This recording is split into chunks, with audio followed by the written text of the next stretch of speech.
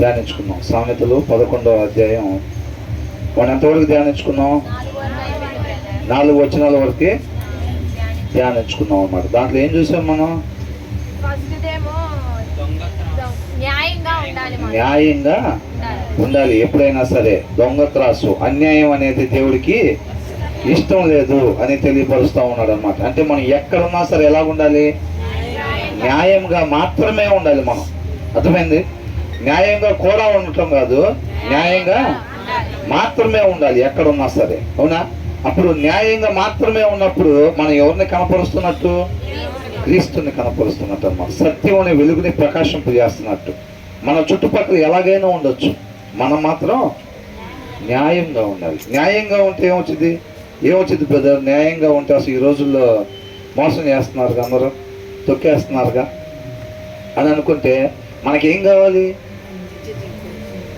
నిత్య జీవం. మరణం తర్వాత ఏదైతే ఉంటుందో మనకు అది కావాలి. మన చూపు అక్కడ ఉంది కాబట్టి అక్కడ ఎవరు కూడా మనం న్యాయంగా ఉంటే మోసం చేసేది లేదు, దాన్ని దొంగిలించేది ఎవరు కూడా లేరు. కాబట్టి మన చూపు నిత్య జీవం వైపు. ఒక విశ్వాసం లేకపోతే, ఇప్పుడు మొదటి దాంట్లో ఏమనుంది? ఖచ్చితమైన న్యాయం కావాలి అని అంటున్నాడు. అప్పుడప్పుడు న్యాయం కాదు, పై న్యాయం కాదు. ఎలా ఉండాలంట? యాక్యురేట్ వెయిట్స్ అని రాసి ఉంది అక్కడ. అవునా? ఖచ్చితమైన న్యాయం. మనం అనుకున్నాం 21 అంటే 10 ఇచ్చాగా ప్రభువా, 1 ఎక్స్ట్రా వచ్చింది కాబట్టి పంచింది నేను కాబట్టి నేను తీసుకుంటాను అది అని అంటే దానికి దేవుడు ఒప్పుకోడు. అట్లాగా అట్లా ఉన్నాడు. రెండోది ఏంటంట? గర్వం. When pride comes then comes disgrace. అవమానం వచ్చింది అనమాట. మనం గర్వం అహంకారం చూపించినప్పుడు ఉండాల్సిన రీతిగా లేకపోవటాన్ని ఏమంటున్నారు? గర్వము అంటున్నారు. అవునా? మనం అలాగా గర్వం చూపించినప్పుడు ఏమైందంట? వాళ్ళని భలే అవమానపరిచాం కదా. అవును, ఉన్నాయి డబ్బులు, అవును బాగా పాటలు పాడతా, అవును బాగా ప్రార్థన చేస్తా, అవును బాగా వాక్యం చెబుతా, అవునా, అవును బాగా పరిచయం చేస్తా, ఇలాంటివన్నీ ఎప్పుడైతే మనం అనుకుంటామో నెబుకద్నెజరు అట్లా అనుకోగానే ఏమైంది పరిస్థితి? గడ్డి మేసే పరిస్థితికి వెళ్ళిపోయాడు. మళ్ళీ తన స్థితి ఏంటో తెలుసుకొని, అవునా, మనిషి స్థితి ఏంటి? ఏం చేయగలుగుతాడు మనిషి? దేవుడు లేకుండా ఏ మంచి చేయలేడు అనమాట మనిషి. అది మనిషి స్థితి. ఆ స్థితిని ఎరిగి ఎప్పుడైతే నెబుకద్నెజరు ఉన్నాడో మరలా ఆ పోగొట్టుకున్న దాన్ని పొందుకున్నాడు. కాబట్టి మనం గర్వం అహంకారం అనేది మనకి పొరపాటును కూడా రాకూడదు. ఎందుకంటే దాని వెనకాల ఏమొచ్చిందంట? అవమానం వచ్చింది. మనం గర్వం చూపించి వాడిని బలి అవమానించాం కదా, బలి అవహేళన చేసాం కదా వాడిని. మనం వాడిని కాదంట చేసింది, ఎవరిని చేసినట్టు? మనం. అవమానం వాళ్ళకు వచ్చిందా? ఎవరైతే గర్వం చూపించారో వాళ్ళకు వచ్చిందంట అవమానం. అవునా? లోకంలో ఎలా ఉంటుంది?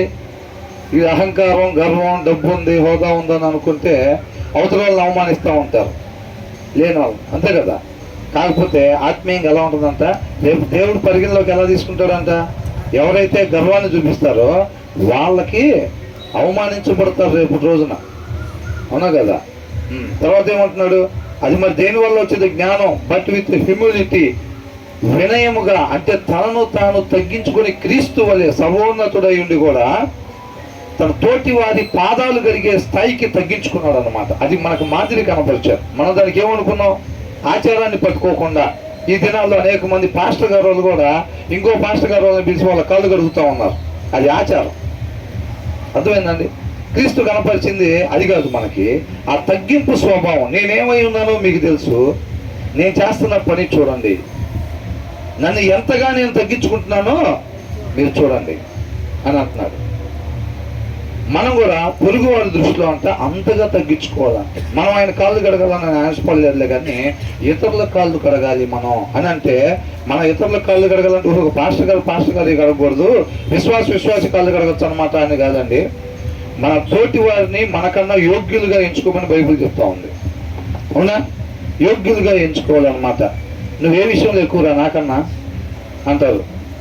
ఏముంది మాకన్నా మీకు అనుకుంటారు లోకంలో. లోకం ఏం చెప్తారంటే వాళ్ళకన్నా మనం, వాళ్ళ పిల్లల కన్నా మన పిల్లలు బాగుండాలి, వాళ్ళకన్నా మనకు అన్నీ ఉండాలని చెప్తా ఉండేది లోకం. వాక్యం ఏం చెప్తుంది? నీకేమేమి కావాలనుకుంటున్నావు నిన్ను వల్లే నీ పొరుగు వారిని ప్రేమించుకుంటున్నాడు. ఉండేది ఒకటే అవకాశం, వెతుక్కోవాలి, వేటాడాలి.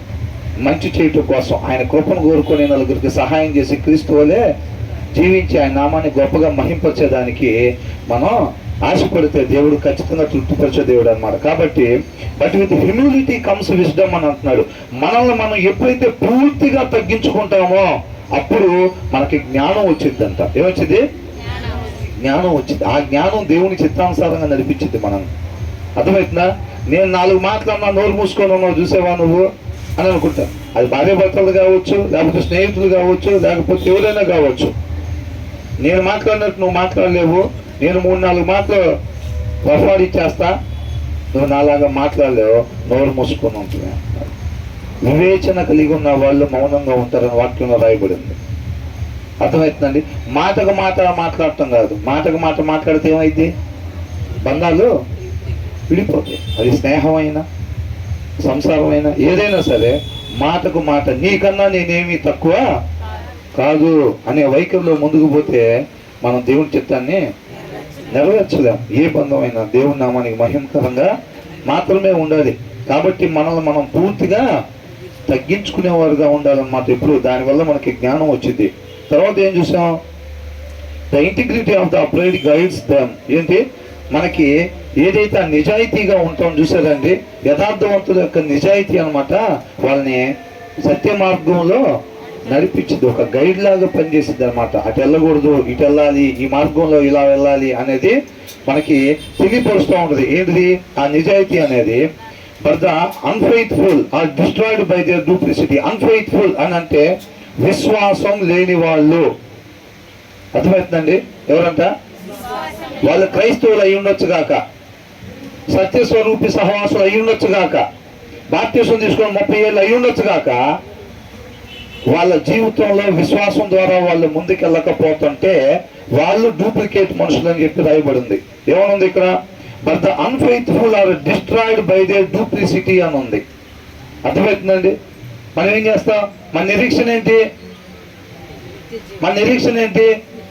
నిత్య జీవం అని చెప్తాం. అవునా? మరి నిత్య జీవం అనేది మనకు కనపడిద్దా కనపడదా? ఇప్పుడు కనపడదు. కనపడడం దాని కొరకు ఏముండాలి? విశ్వాసం ఉండాలి అని అంటాడు. ఆ విశ్వాసం లేకపోతే అని అంటే విశ్వాసం ఉన్న వాళ్ళు ఏం చేస్తారంటే మరణం తర్వాత ఉన్న దాన్ని చూస్తూ ఉంటారు అన్నమాట. వాళ్ళ చూపు అక్కడే ఉంటది. ఇక్కడ ఎవరైనా మనం మోసం చేసినా ఇక్కడ ఉన్న వాటిని లాక్కుంటానో మనం పట్టించుకో. మన చూపు ఎక్కడ ఉంది? మరణం తర్వాత ఉండే దాని మీద ఉంటుంది. అవునా? విశ్వాసం లేని వాళ్ళకి వాళ్ళ దగ్గర నుంచి వచ్చే సిమ్టమ్స్ ఏంటంటే వాళ్ళు మరణానికి ముందున్న దాని వైపు చూస్తూ ఉంటారు. అంటే లోకం. అర్థమవుతుందండి? ఈ లోకంలో ఉండే డబ్బు, హోదా, ఆరోగ్యం, ఈ పేరు, ఇవన్నీ ఉంటాయి చూసారా? వాటి వైపు చూస్తూ ఉంటారు అన్నమాట. వీళ్ళు పేరుకి ఏం చెప్తారు? మేము క్రైస్తవులు అండి, మేము నిజమైన దేవుని నమ్ముకున్నాం, మేము రోజు చర్చికి వెళ్తాం ఎట్లాగా అని చెప్తారు. ఈ లోక సంబంధమైన దాని కోసం పరిగెడుతున్నారు అని అంటే ఆ వ్యక్తి డూప్లికేట్ వ్యక్తి అని అంటే ఉండాల్సిన రీతిగా ఉండని వ్యక్తి అని అన్నమాట.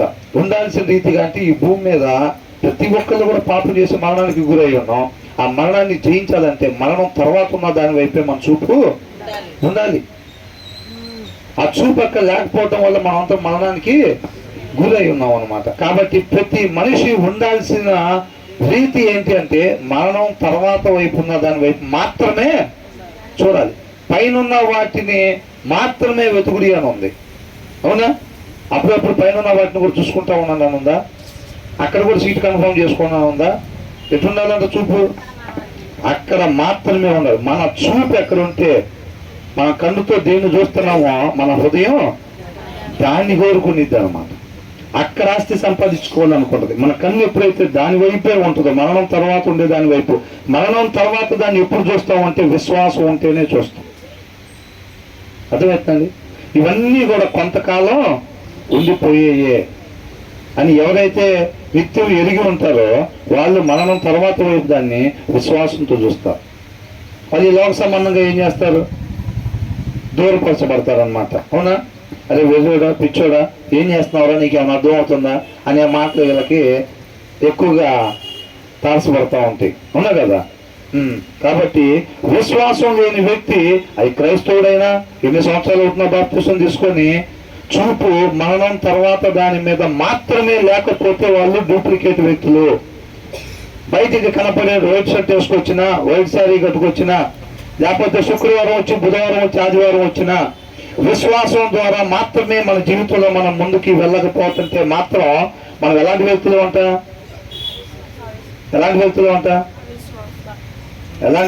అంట అంటే ముక్కలుగానే వింటానికి అలవాటు పడ్డారు అనమాట. కొద్దిగా ఫ్లో పోయిందంటే బంద్. డూప్లికేట్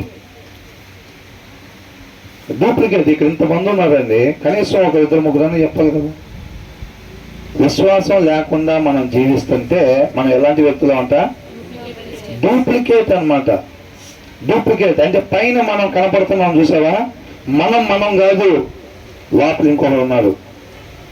ఆ విశ్వాసం లేదు. బయటికి మాత్రం విశ్వాసం ఉన్నవాడు ఎలా ఉంటారు. కొంతమంది దగ్గర డబ్బులు ఉండవు, కానీ డబ్బులు ఉన్నవాడు ఎలా బిహేవ్ చేస్తాడో అలా బిహేవ్ చేస్తూ ఉంటారు చాలా మంది. పాపం డబ్బులు ఉండవు వాళ్ళ దగ్గర. అర్థమవుతుందండి. ఇంటి దగ్గర నుంచి రెడీ అయ్యి రాత్రి సాఫ్ట్వేర్ ఎంప్లాయీ లాగా మొత్తం టక్కి చేసుకొని షూ వేసుకొని రోడ్డు మీద తిరుగుతాం. చూసిన వాళ్ళేమో పెద్ద ఉద్యోగస్తుడు అనుకుంటా, కారు పంచర్ అయితే నడుచుకుంటూ వెళ్తున్నాడేమో అనుకుంటారు. కానీ ఇంట్లో పరిస్థితి చూస్తే ఏముండదు. అలా బిహేవ్ చేద్దాము అని చూస్తూ ఉంటారు. ఆయన ఒరిజినాలిటీ అయినా, ఒరిజినల్గా డబ్బులు ఉన్న ఆయన కాదు, డబ్బులు ఉన్న ఆయనలాగా ఎలివేషన్ ఇచ్చుకుంటున్నాడు అంతే.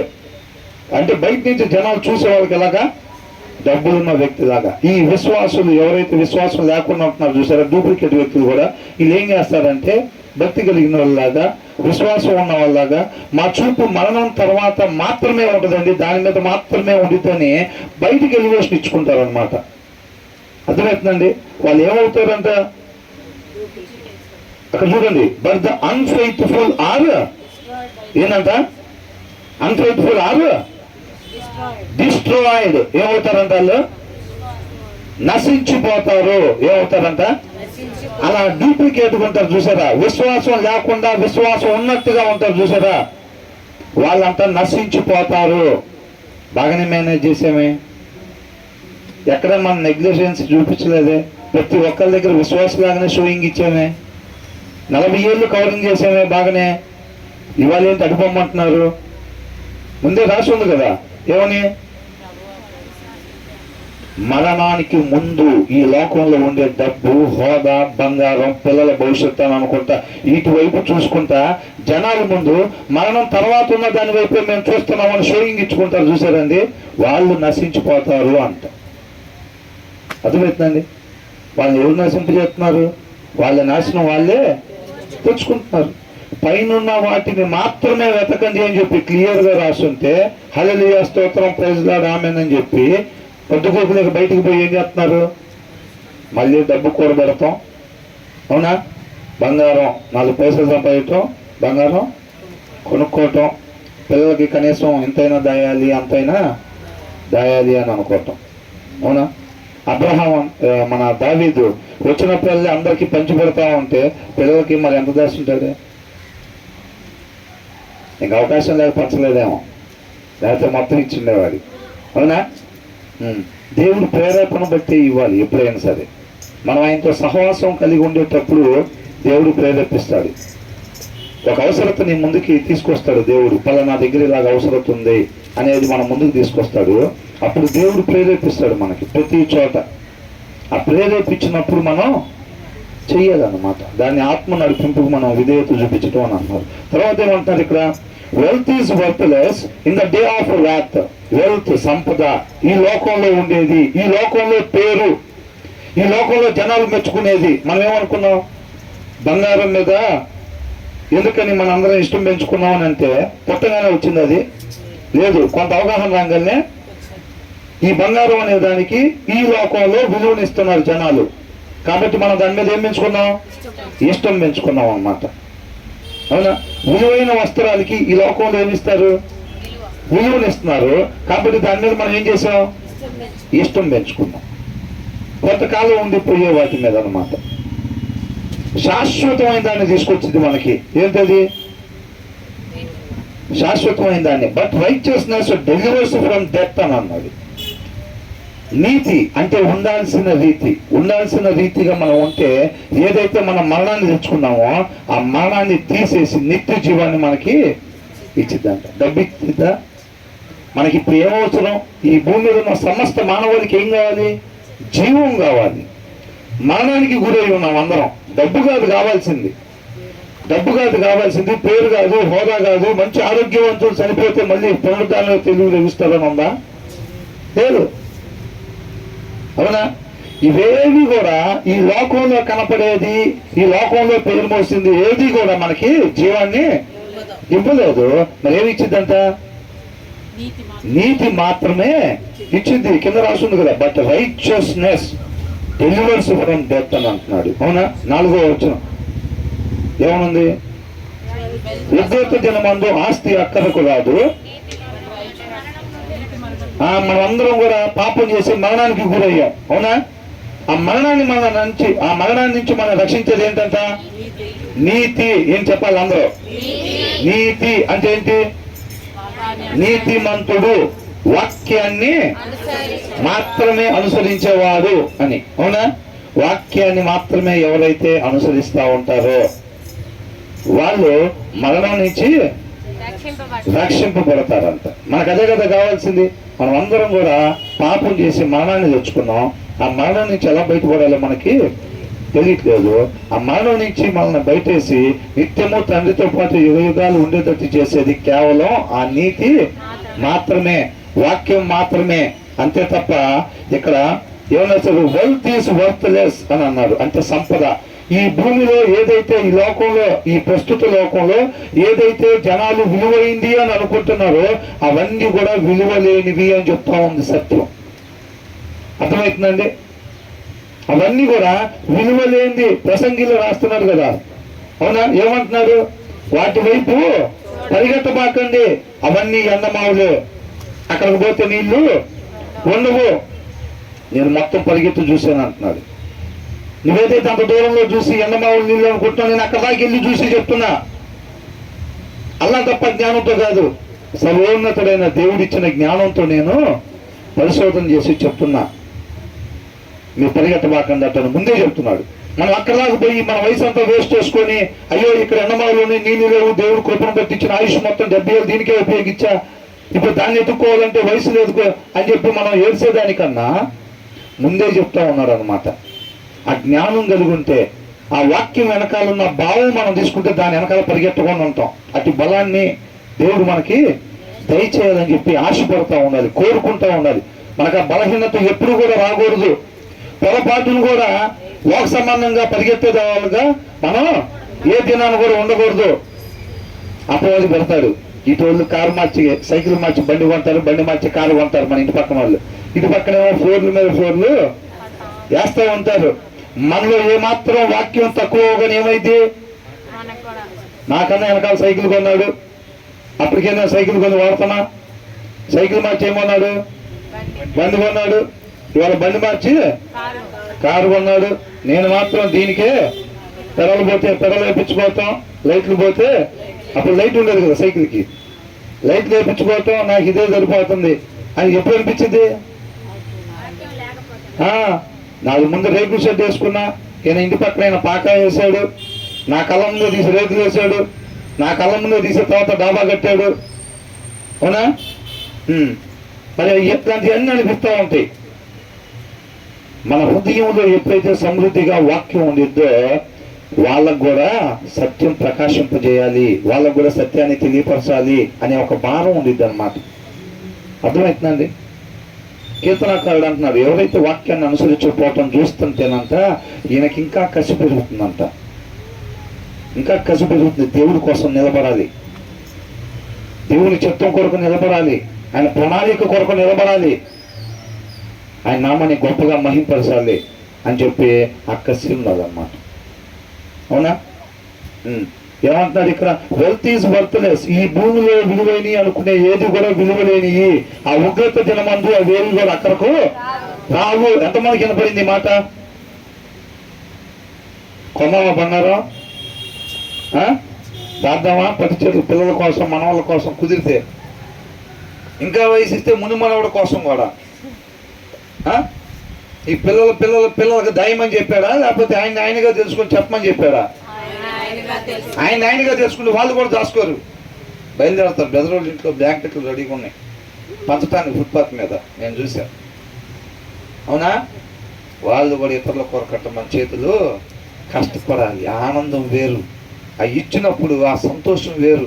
ఉదయానందం గాలిలో తేలిపోతూ ఉంటాం. అలాంటి దేవుడు కృప పొందుకొని పంచినప్పుడు కొంతమంది వేరే వేరే టైంలో గాలి తేలిపోతారు. మంది అలవాటు ఉండే వాళ్ళకి ఎలా ఉంటుంది? ఒక కోట వేసుకోగలనే గన్నవరంలో ఫ్లైట్లు వేసినట్టు ఉంటుంది. ఇంకా అవునా కదా? మొత్తం తిరిగి వస్తారు. మలేషియా, సింగపూర్, థాయిలాండ్ మొత్తం తిరిగి వస్తారు వాళ్ళు. అట్లా తర్వాత ఏమంటున్నారు? కాబట్టి ఈ కొంతకాలం ఉండిపోయే దాని వెనకాల దేవుడు ఇచ్చిన విలువైన ఈ ఆయుష్ని మనం వ్యర్థం చేసుకోకూడదు.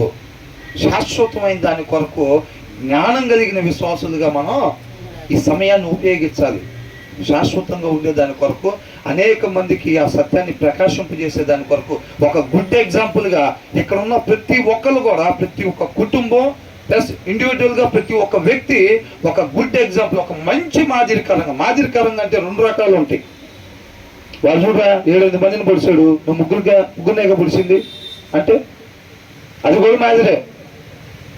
ఆయన ఎంతమందిని పొడిచాడంట? 7-8 మందిని పొడిచాడంట. నువ్వు ముగ్గురునే పొడిచావురా, ఆయన కూడా మాదిరి చూపెడుతున్నాడు అక్కడ. ఏం మాదిరి? మంచి మాదిరా? అట్లా కాదు. మనం ఏం చేయాలి? ఒక మంచి మాదిరి.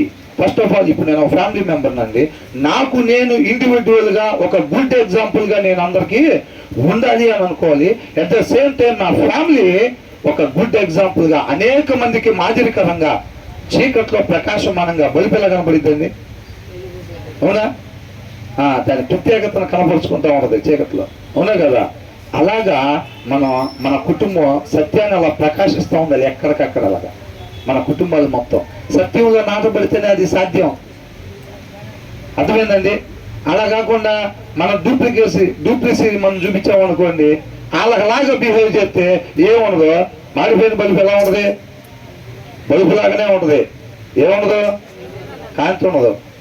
అవి 100 బల్బులు పెట్టినా ఆ గదిలో కాంతి రాదు. క్రైస్తవులు విశ్వాసం లేకపోతే ఎంతమంది ఉన్న ఆ కాలనీలో చీకటే ఉంటుంది. అక్కడ మనం అలా ఉండకూడదు. దానికోసం మన ప్రయాస. ఎలా వెతకాలంట? హిడెన్ ట్రెజర్ని ఎదిగినట్టు వెతకాలంట. సత్యాన్ని దాచుడు, గుప్త నిధిని వెతికినట్టు వెతకాలి. దానికోసం టైం ఇన్వెస్ట్ చేయాలి. మన పిల్లలు ఏం చేయాలి? సమయాన్ని ఇన్వెస్ట్ చేయాలి దాని మీద. విలువైంది సమయం. ఆ తర్వాత ఏమంటున్నారు? వారి మార్గంను రాబోయే దినాలు నాకు ఎలా ఉంటాయని ఎవరు చెప్తాం? తర్వాత ఆపద వచ్చిద్దో లేకపోతే సుఖం వచ్చిద్దో లేకపోతే మనకి ఎలా తెలిసిద్ది? దీని ద్వారా తెలిసిద్ది అంటున్నాడు. ఏమని అంటున్నాడు? The righteousness of the blameless. యథార్థవంతుడు తెలుగులో రాశారులే కానీ బ్లేమ్లెస్, నిందారహితులు. అర్థమవుతుందండి? అబ్రహాం ఏమన్నాడు? శారా చెప్పింది. ఏమని చెప్పింది? నాకు పిల్లలు లేరు, ఇక్కడ తలెత్తుకోలేకపోతున్నా, నువ్వు నా దాసి అయినా ఆగతో పొమ్మనంగా నేనేం చేశాడు? వెళ్ళిపోయాడు. దేవుడు ఫస్ట్ మాట ఏమన్నాడు? నా సన్నిధిలో నువ్వు నిందారహితుడిగా ఉండమని చెప్పాడు. నింద లేనివాడుగా ఉండాలి. నిన్ను అనేక మందికి మాదిరికరంగా ఉంచాలని నేను ఎన్నుకున్నా. విధేయత చూపిస్తే నువ్వు, విధేయత చూపించకపోతే ఇంకొకళ్ళు, నా చిత్తం ఆగదు, నువ్వు నష్టపోతావు, జాగ్రత్త అంటున్నాడు. అవునా కదా? అది అబ్రహాం మళ్ళీ చెప్పించుకోలేదు ఇంకా. అవునా? కాబట్టి నింద లేకుండా బ్రతకాలన్నమాట. మనం నింద లేకుండా అంటే నేననేది మనం మంచి చేసినా కానీ నిందలు వస్తాయి. ఆ నిందలు కాదు, మనం నిజంగా చేస్తాం చూసారా, అట్లాంటివి మనం చేయకూడదు. అదని అంటున్నాడు. ద రైచియస్నెస్, వాళ్ళకుండే నీతి ఏదైతే ఉంటుందో, నింద లేకుండా ఉండే వాళ్ళు నీతిగా ఉంటారు చూసారా, అదంట మేక్స్ దేర్ పాత్ స్ట్రైట్. వాళ్ళ రాబోయే దినాలు వాళ్ళకి ఇబ్బందికరం లేకుండా చక్కగా ఉంటాయి అన్నమాట. అంటే ఏమంటున్నాడు? మీ అంతటికి మీరు నా దగ్గరికి రావాలి. అలా కాని పక్షంలో గుర్రాలని, కంచెర గాడిదల్ని తీసుకొచ్చినట్టు నేను తీసుకొస్తాను అని అంటున్నాడు. ప్రేమిస్తున్నాడు కాబట్టి. పిల్లలు చెప్పిన మాట వినపోతుంటే ఏం చేస్తాం? ఎంత లేదని వదిలేస్తామా? కొట్టైనా మంచి మార్గంలో నడిపిస్తామా లేదా? దేవుడు కూడా అంతే. చెప్తున్నాడు చెప్తున్నాడు చెప్తున్నాడు చెప్తున్నాడు వినకలేదు. వినకపోతే ఏం చేస్తాడు? కంచెర గాడి తెచ్చినట్టు జనరల్ వాడికి పంపిస్తాడు. అక్కడ కూడా వినకపోతే ఐసీయూకైనా తీసుకెళ్తాడు, బాగు చేసుకుంటాడు. శాశ్వతంగా నశించిపోకుండా కొంతకాలం ఇబ్బంది పడినా సరే ఏం చేస్తాడు? ఆ మనసుకు ఆపరేషన్ చేసుకొని చక్కగా నిత్య జీవానికి తీసుకెళ్తాడు. తల్లిదండ్రులు అట్లా ఉంటారు, అవునా కదా? కుమారుడికి వాతలు దాల్తాయి, కొట్టినప్పుడు వాతలు దాల్తాయి, వాడికి నొప్పి వచ్చింది, ఒక వారం రోజులు ఉంటాయి, ఆ వాతలు తగ్గుతాయి. ఆపరేషన్ అది. వాళ్ళ నడవడికి సరైన మార్గంలో పెట్టుకోవడానికి అది ట్రీట్మెంట్ అన్నమాట. అది ఇంజక్షన్ చేస్తారు చూసారా? ఆ ఇంజక్షన్ లాంటి స్పిరిచువల్ లైఫ్కి, ఒక క్రమశిక్షణకి, డిసిప్లిన్కి ఒక టాబ్లెట్ ఇంజక్షన్ వేసినట్టు మనం, అది అవసరం. జ్వరం వచ్చినప్పుడు వేసుకోకపోతే పారాసిటమాల్ మరి అంతే కదా. ఇప్పుడు ఆ ప్లేస్లో ఆ బెల్ట్ దెబ్బలు అనే ఇంజక్షన్ పడలేదు అనుకోండి, ఏమైతే అది కొనసాగించుకుంటాం ముందుకి, అంతేనా కదా. పెన్సిల్ దొంగతనం చేసినప్పుడే సరి చేయకపోతే తర్వాత ఏమైంది? బ్యాంకులు దాకా పోయింది. అది బ్యాంకులు దాకా పోయింది. పిల్లడి మీద చెయ్యత్తారు, మనసు ఒప్పట్లేదండి, పెన్సిల్ దొంగతనం చేశాడు, కరెక్టే, తప్పే వాడు చేసింది, చేతులు రావట్లేదండి కొడతానికి అంటే వాడు రేపు 2 చేతులకి వేస్తారు. ఏంటంట? 2 చేతులకి వేస్తారు. వాడిని చూసుకోవటానికి కూడా ఉన్నారు. ఇంకా చేతులు రాకపోతే రేపు జరిగేది అదే. అర్థమైందా? కాబట్టి పిల్లల కోసం మనం చేయాల్సిన ప్రార్థన, వాళ్ళకి ఇవ్వాల్సిన క్రమశిక్షణలో పెట్టాల్సిన తీరులో మనం పెట్టాలి. వాళ్ళని కొట్టడానికి కూడా, నాకైతే మొన్న మా పాపకు మార్క్స్ తక్కువ వచ్చినాయి. తక్కువ వస్తే ఒక రకంగా పడింది, కోటింగ్. నాకు వెళ్ళేటప్పుడు ఎంత సంతోషంగా వెళ్ళానో అసలు, వర్క్కి ఎంత సంతోషంగా వెళ్ళానో అసలు. దేవాయితీ కృపను దయచేసేవని అనుకున్నాను నేను నిజంగా అసలు. ఉన్నా కదండి, ఆ బలం కావాలా లేదా?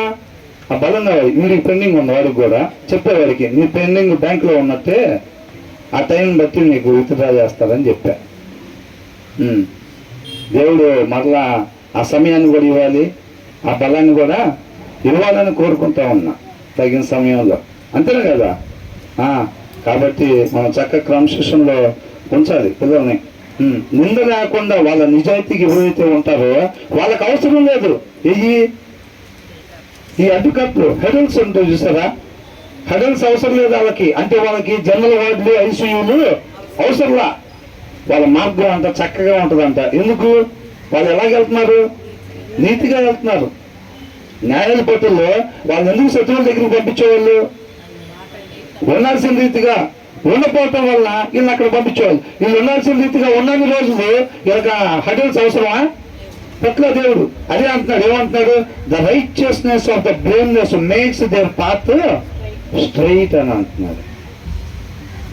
అర్థమవుతుందా? మనం అట్లా వెళ్ళినంతకాలం మనకేం ప్రాబ్లం ఉండదు. అట్లా కూడా 2 రకాలు ఉంటాయి. మనం నీతిగా ఉంటే మనకు ఆపదలు అనేకం, అయినా సరే మనం ఏమీ చేయమన్నమాట. ఈ దగ్గరకు తీసుకొచ్చుకునే ఆపదలు కూడా ఉంటాయి కొన్ని. దేవుడు మనం చెప్పినప్పుడు వినకపోతే దేవుడు దగ్గరకు తీసుకోవటానికి బలవంతంగా తీసుకొచ్చుకునే ప్రయత్నం చేస్తాడు కదా. అట్లాంటి సమస్యలు కూడా మనకు వస్తాయి. కాబట్టి ప్రతి సమస్య దృష్ట్యా మనం చేయాల్సిన ప్రార్థన, ప్రభువా తీసే సమస్య, కాళ్ళు నొప్పి తీసేయి, ఏళ్ళ నొప్పి తీసేయి, ఇది కాదు మనం చేయాల్సింది. ఎందు నిమిత్తం నాకు ఇది ప్రవేశపెట్టావో ప్రభువా, ఏం నేర్చుకోవాలని దాన్ని ప్రవేశపెట్టావో దాన్ని మిస్ అవ్వకుండా ఏం చేయాలి? ప్రార్థన ఏం చేయాలండి?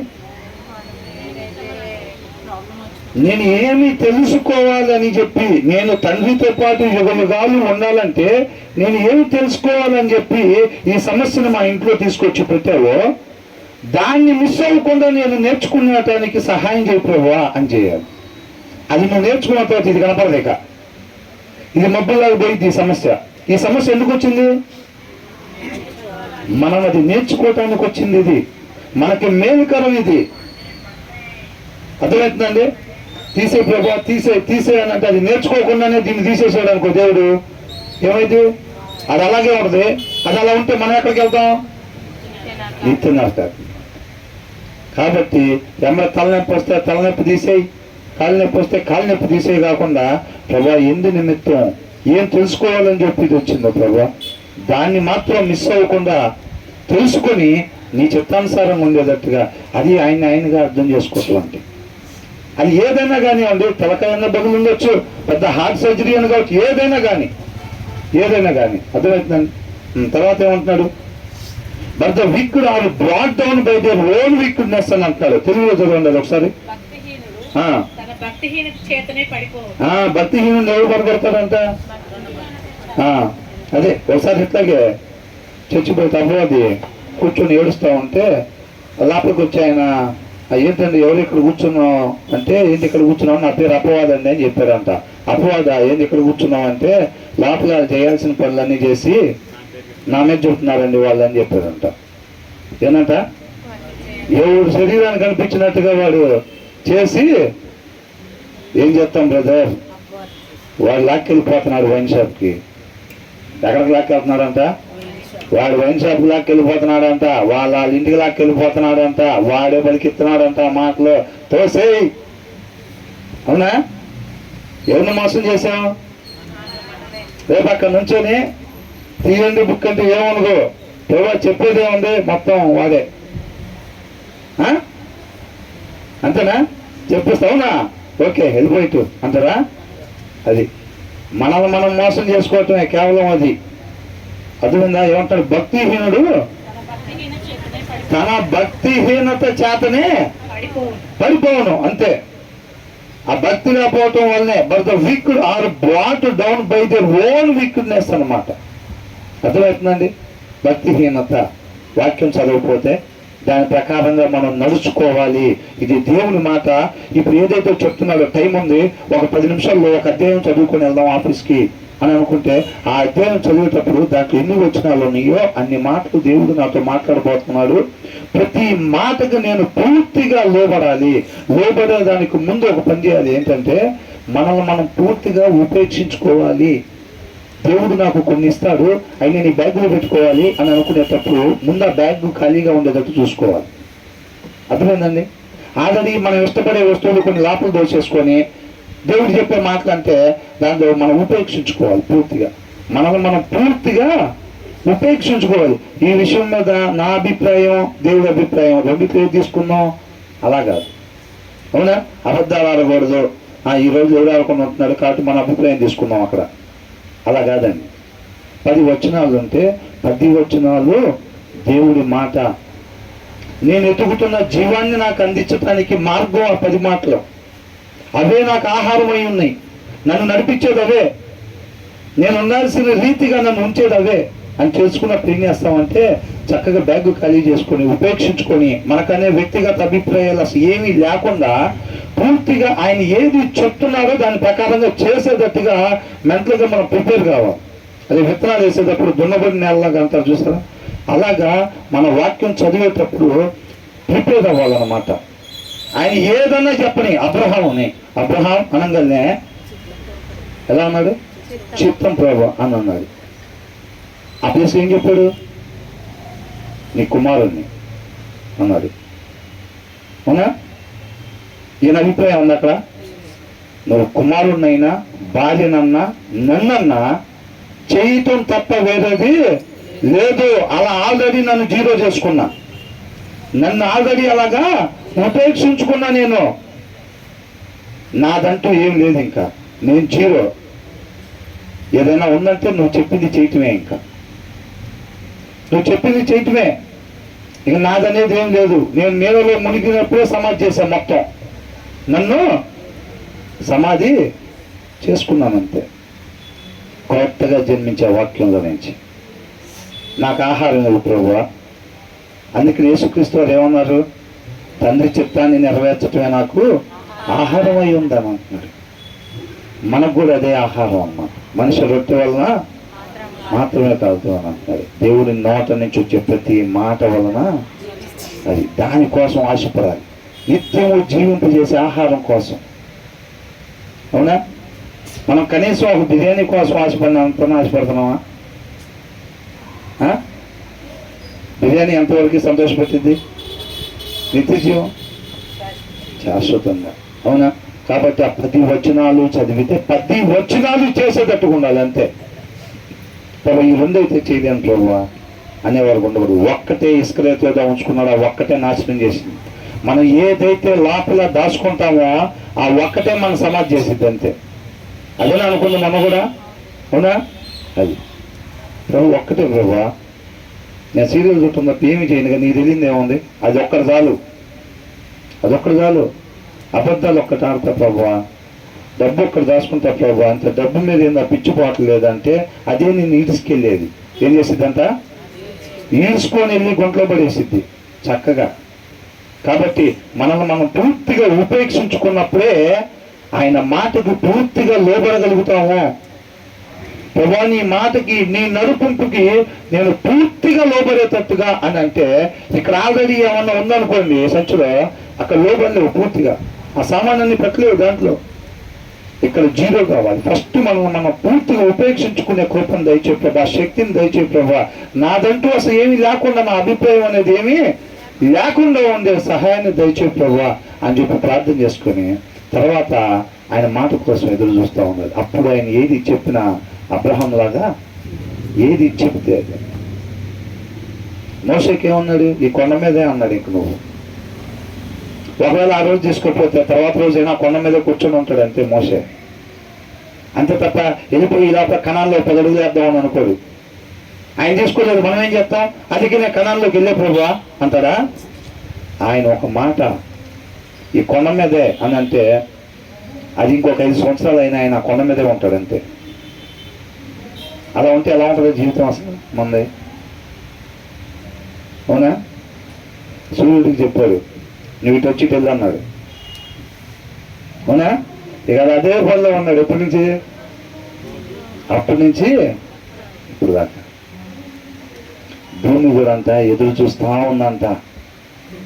ఆ నీతిమంతులు, ఆ సంఘం తలతలలాడిపోయే ఆ సంఘం, నీతిమంతులు ఒక్కొక్క రాయిగా తీసి మందిరాన్ని కడుతున్నారు. నూతన యెరూషలేము, ఆ నూతన యెరూషలేము ప్రత్యేకతని తీసేదాన్ని చూడాలని అందరూ ఎదురు చూస్తూ ఉన్నారంట. దాంట్లో ఒక రాయి లాగా మనం ఉంటామో లేదో చూసుకోవాలి. ఆయన ప్రయాస దానికోసమే, అవునా? ఆయన ప్రయాస మంద కాదు. ఆయన కృపను కోరుకుంటే అది సాధ్యం. ఏమంటున్నాడు ఇంక ఇక్కడ? భక్తిహీనుడు తన భక్తిహీనత చేతనే పడిపోను, వాడిని ఏం చేసిద్దంట? విమోచించింది. ఎక్కడి నుంచి విమోచించింది? యథార్థవంతుల నీతి. నీతి అంటే ఉండాల్సిన రీతి అని అంటే ఉండాల్సిన రీతి ఏంటి? వాక్యాన్ని అనుసరించటం. వాక్యం ఏం చెప్పబడిందో దాని ప్రకారంగా ఉండటం అన్నమాట. అది నీతి అనేది. ఆ నీతి అంట వాక్యాన్ని అనుసరించటం. అది ఏం చేసిద్దంట? వాళ్ళని విమోచించిద్దంట. ఎక్కడి నుంచి విమోచించిద్దంటే దాని కింద చదవండి. విశ్వాసఘాతకులు అంటే విశ్వాసం లేని వాళ్ళు, ఈ లోకంలో ఉన్న దాని వైపు చూసేవాళ్ళు, ఈ లోకంలో విలువ అనుకుంటారు చూసారా, దాని వైపు, వాటి వైపు చూసేవాళ్ళు, వాళ్ళంతా తమ దురాశ వలననే ఏమొచ్చిందంట?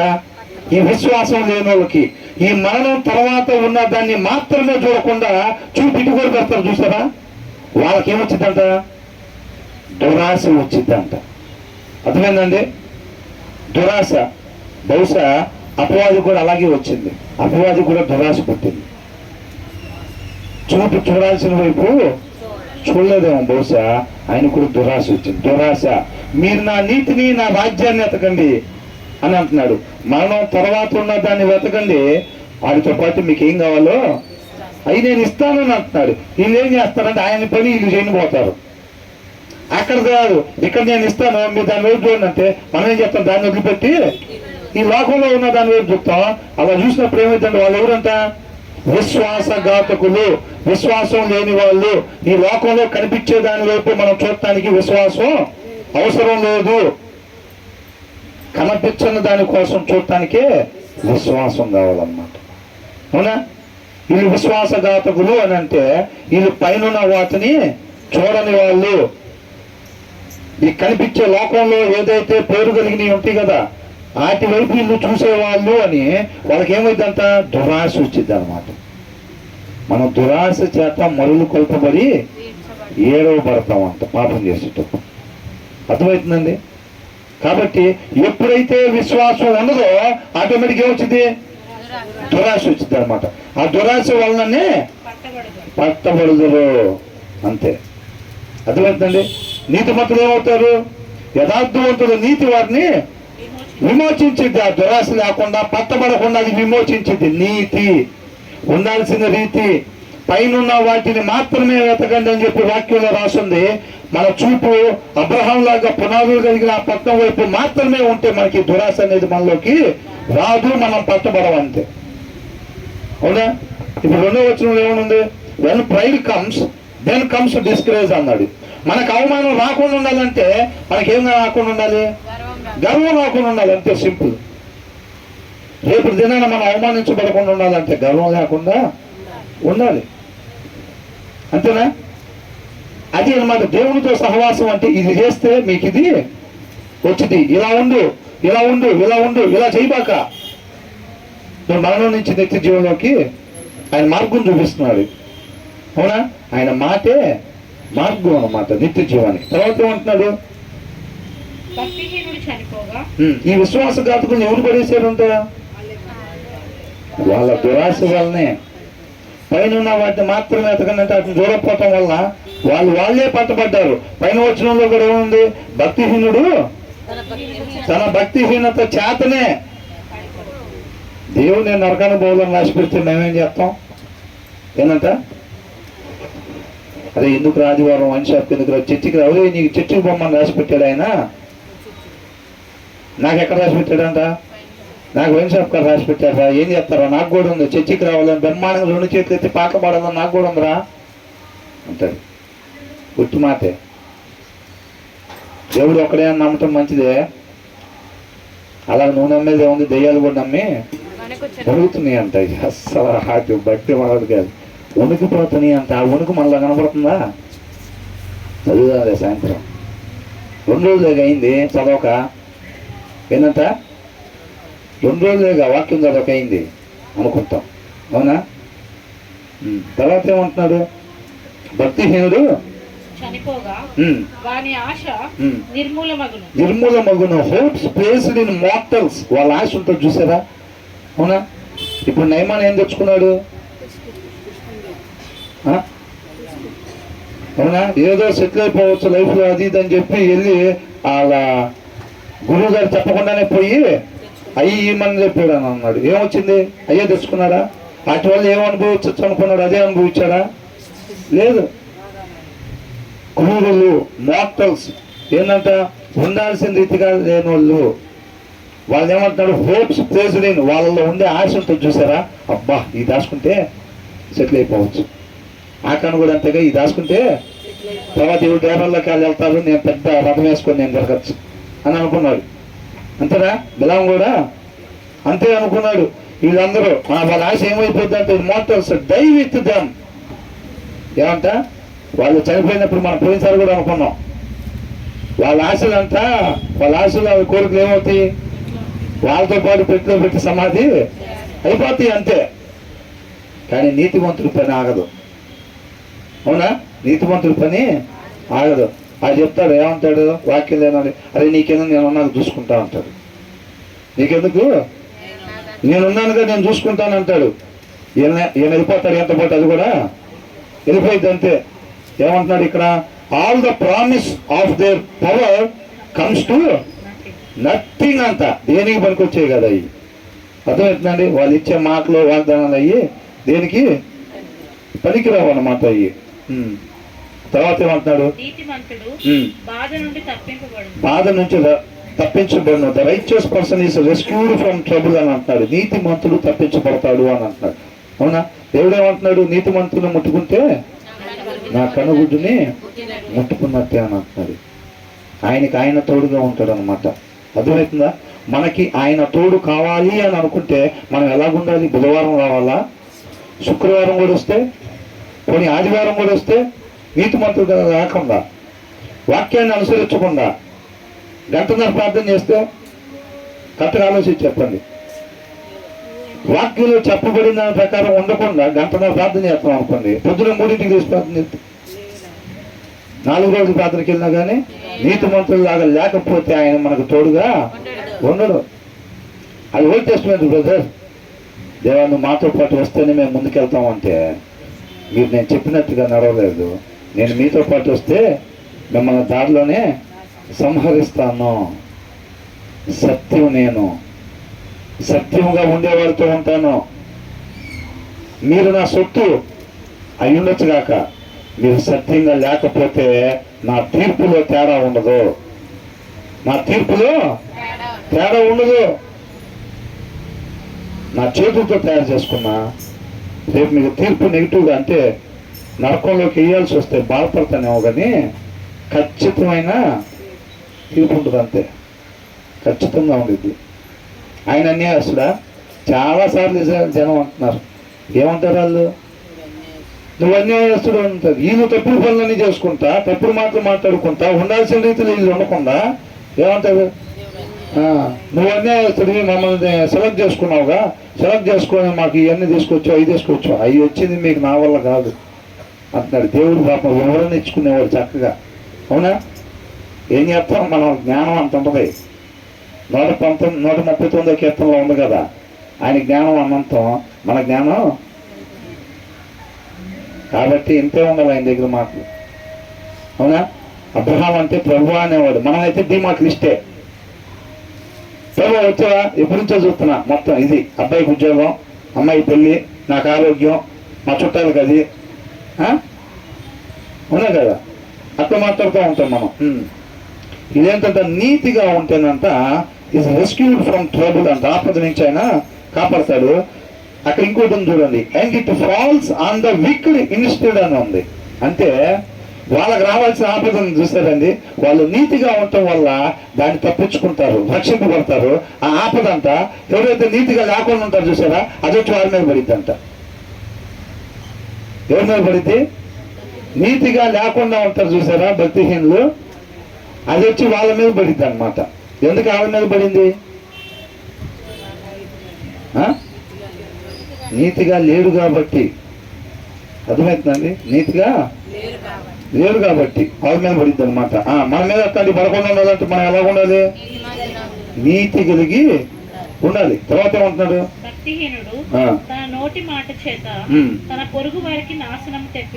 భక్తిహీనుడు ఏం చేస్తాడంట?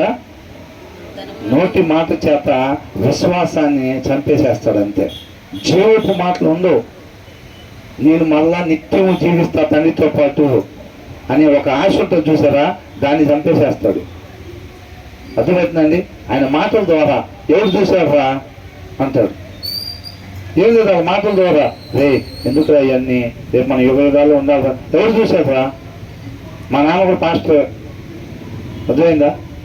అక్క అని చెప్పి వాళ్ళు ఏం చేస్తారంటే విశ్వాసం చచ్చిపోయేటట్టుగా చేస్తారన్నమాట వాళ్ళు భక్తిహీనులు. తర్వాత ఏమంటున్నాడు? But through knowledge the righteous escape అని ఉంది. అంటే బట్ త్రూ నాలెడ్జ్, జ్ఞానం చేత అంట, తెలివి చేత, వివేచన చేత వీళ్ళు ఏం చేస్తారంట? ఎక్కడ ఏమి మాట్లాడాలో అది మాట్లాడి వాళ్ళని ఏం చేస్తారు? రక్షణలోకి, జీవంలోకి, విశ్వాసంలో బలపడేటట్టుగా చేస్తారనమాట. విశ్వాసంలో బలపడేటట్టుగా చేస్తారు వీళ్ళు. అర్థమవుతుందండి? అదే వాళ్ళు ఏం చేస్తారు? విశ్వాసం కోల్పోయేటట్టుగా చేస్తారు. వీళ్ళ నోటి మాటల ద్వారా ఏమైందంటే వినుట వలన విశ్వాసం కలుగును. నీతిమంతుడు నోట్లో నుంచి వచ్చే మాట మనం విన్నప్పుడు మనకి విశ్వాసం కలిగిద్ది అనమాట. అర్థమవుతుందండి? నీతిమంతుడు అలాగే చేస్తూ ఉంటాడు. నీతి లేని వాళ్ళు గాడ్లెస్ అని అంటున్నాడు. అంటే దేవుణ్ణి లేకుండా ఉండేవాళ్ళు వాళ్ళు ఏం చేస్తారంట? ఎదుటివాడి విశ్వాసం కోల్పోయేటట్టుగా. విశ్వాసం అంటే వాళ్ళ టార్గెట్ మీరు గమనించారా? వాళ్ళ టార్గెట్ మనం ఆర్థికంగా నలిగిపోవటం కాదు, అనారోగ్యం కాదు, లేకపోతే ఇది కాదు. వాళ్ళు ఏం చేస్తారు? విశ్వాసం మరణానికి తర్వాత ఉండే దాని మీద చూపు, దాని మీద చూపు లేకుండా చేస్తారనమాట. దాన్ని చంపేస్తారు వాళ్ళు. మనం అనుకున్నాం ఏమని? ఎదుటివారి భార్య జోలికి పోతే అది మనల్ని ఏం చేసిద్దంట? మన జీవాన్ని కోరుకునేద్దంట. అది అర్థమవుతుందండి? మన జీవాన్ని కోరుకునేది అనమాట. మన నిత్య జీవానికి తండ్రితో పాటు మనం కలవకుండా చేయటమే వాళ్ళ టార్గెట్ అనమాట. అర్థమవుతుందండి? నీతి కలిగినోడు పరిచర్యలో భాగం చేస్తూ ఉంటే మంచి పరిచర్యలో, వాక్యం లేనోడు ఆ చెడ్డ చీకటి పరిచర్య చేస్తూ ఉంటాడు అనమాట. విశ్వాసం లేకుండా ఈ లోకంలో ఉండే దాని వైపు చూసేటట్టుగా చేస్తా ఉంటాడు.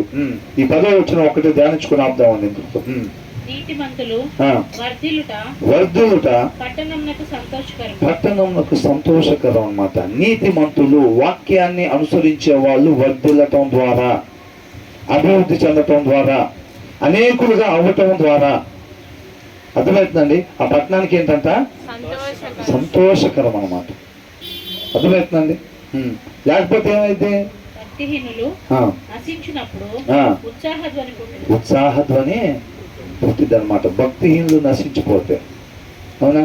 నీతిమంతులు లేరు అనుకోండి, ఏమైంది? అబ్రహాం దేవుడు భోజనానికి వచ్చినప్పుడు ఏం చేశాడు?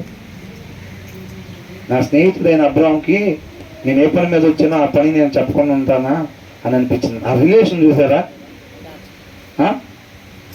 అసలు చూసాడు ఎట్లా దేవుడు భలే ఫ్రెండ్షిప్ చేస్తాడు కదా. అబ్రహాం అడగలా, వచ్చాడు, భోజనం చేశాడు. ఇంకా అబ్రహాం ప్రతి క్షణం ఉపయోగించుకోవటమే అవకాశాన్ని. గుమ్మం దగ్గర కూర్చున్నాడంట. ఎవరు వస్తే భోజనం పెడతాం. 1,00,000 వేసినట్టే అకౌంట్లో. ఏంది? 1,00,000, మళ్ళీ 1,00,000 డిపాజిట్ చేయటమే. ఇంకా రేపు అబ్రహాం అకౌంట్ ఓపెన్ చేయగానంగా బీరో తలుపు చేయగానే మొత్తం కట్ల కింద పడుతున్నాయి. ఇంకా అంత ఆస్తి కూడబెట్టుకున్నాడు. ప్రతి క్షణాన్ని ఆస్తిగా సంపాదించుకున్నాడు. ఇక్కడ కాదండి, ఇక్కడ కాదు. ఆస్తి ఆస్తి ఆస్తి అనగానే అదే నిద్రలో కూడా వినపడుతుంది. ఆస్తి ఆస్తి అని అనుకోబాకండి. అక్కడ ఆస్తి. అవునా? అక్కడ ఆస్తిని కూడబెట్టుకున్నాడు. అక్కడ బయట కూర్చున్నాడు. దేవుడు వచ్చి తర్వాత భోజనం పెట్టాడు. చక్కటి భోజనం పెట్టాడు. పెట్టిన తర్వాత ఏమంటున్నాడు? దేవుడు అనుకున్నాడంట, నేను ఏ పని మీద వచ్చానో నా స్నేహితుడైన అబ్రహాంకి నేను అది చెప్పకుండా ఉందనా అంటే ఆయనకి చెబుదామని అనిపించింది అన్నమాట. అవునా? ఆయన ఏం చెప్పాడు? ఇట్లా సొదొమ గొమొర్రా అంటే అక్కడ ఒక 50 మంది అన్న నీతిమంతులు ఉంటే వాళ్ళని కూడా వాళ్ళతో పాటు నాశనం చేస్తావా ప్రభువా? ఎవరంతా? 50 మంది అన్న నీతిమంతులు ఉంటే. ఇక్కడ అదేనా రాస్తుంది? when the righteous prosper the city rejoices అంటున్నారు. నీతిమంతులు లేకనే సొదొమ గొమొర్రా నశించిపోయింది. విచ్చలవిడి వాళ్ళకి సమృద్ధి ఉండటం వల్ల వాళ్ళు నశించిపోయారని రాస్తుంది. సొదొమ గొమొర్రా ఎందుకంటే నశించిపోయింది? సమృద్ధి ఉండటం వలన వాళ్ళ యొక్క దేవుడి వైపు చూడలేకపోయారు. అర్థమవుతుంది? 50 మంది నీతిమంతులు ఉంటే ప్రభువా అని అంటున్నారు. మనమైతే ప్రభా నాకేం కాదుగా, పొగ మాకు దాకా రాదుగా, ఏమంటాం? మా కాలనీకి ఏం కాదుగా, హనుమల కుదురుకి ఏం కాదుగా, ఏమైతే అంటే మేము ముందే ట్రైనింగ్ తెచ్చి పెట్టుకుంటాం. వాళ్ళు సత్యాలు వచ్చారు, మాకెళ్ళే మా పొగ రాదుగా, నిప్పు రావలేము, ఇటు పడవుగా, అది కలిపోయేది. అప్పుడు మన ప్రాబ్లం మనది. అవునా? ఆ ప్లేస్లో మనం ఉంటే అదే మాట దేవుడు మనతో చెప్పాడు అనుకోండి, మనం ఏమంటాం? బాబు జర్సన్ అదే మాట దేవుడు మనతో చెప్పాడు అనుకోండి, మనమైతే ఏం చెప్తాం? ఇది చోర వచనమే అండి, చోర వచనమే. మనమైతే ఏం చెప్తాం? జస్ట్ ధైర్యం చేసి ముందుకు వచ్చారు. లోతు నొక్కని రక్షించి మిగతా వాళ్ళ మొత్తాన్ని నీట్గా తగలబెట్టాలని చెప్తారు అంటున్నారు. ఇంకా